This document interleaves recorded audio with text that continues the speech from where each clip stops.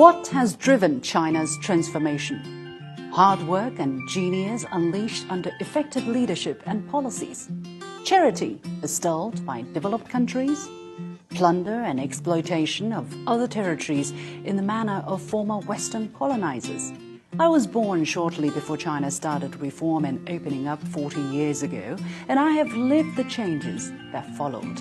My father was a railway engineer and my mother a worker in a paper-making mill. The overriding memory I have of them is that they left home early and came home late. My two elder sisters did the same, leaving home at dawn to make it to school in time, and coming home when it was dark. This lasted for years before we went to university, one after another.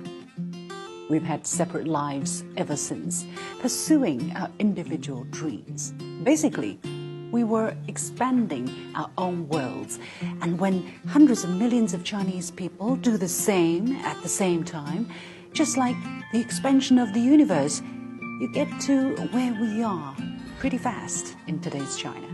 The labor participation rate compiled by the World Bank shows that in 1990, 79% of Chinese people of active labor age were working, compared to 65%, for instance, in America.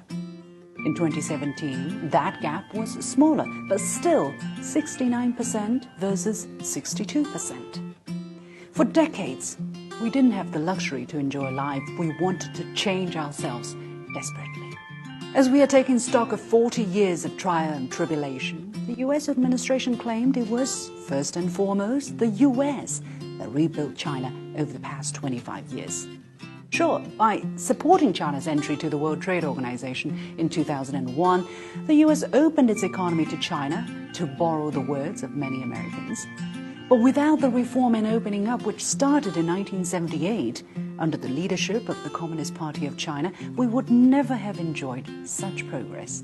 Brazil and India both have access to U.S. market, but the U.S. hasn't managed to rebuild them. Why? China's inclusion into the world economy has not been a one-way road. Again, borrowing a word from a U.S. administration official. Foreign companies, especially U.S. companies, capitalized tremendously on China's opening up. In 2017, Ford sold 4 million cars in China, 45% of its total sales. If anybody rebuilt anybody else, China probably rebuilt many foreign companies. Meanwhile, had China not produced affordable and quality goods for people around the world, for instance in America, Americans would not have enjoyed the same good life they have taken for granted for so long. It is worth noting that in the wake of China's WTO accession, U.S. per capita GDP was about $44,000. By the end of 2017, it rose to almost $53,000, an increase of roughly 20%.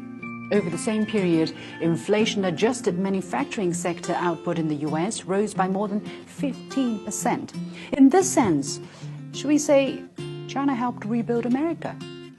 The correct way to put things really is U.S. investment and engagement, or foreign investment and engagement, helped China's modernization at a time when China was already taking off after a century of humiliation, after the country had already adopted the right attitude towards growth and already prepared itself with a large and well-educated labor force. My family is just a small example of how that transformation took place.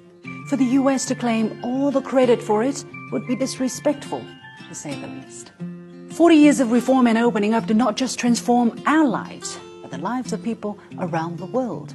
As that process is ongoing, it can be expected that the dividend of China's growth will continue to be felt far and wide. This will not be changed by the will of one person or one country unless they keep dreaming of a return to their own good old days.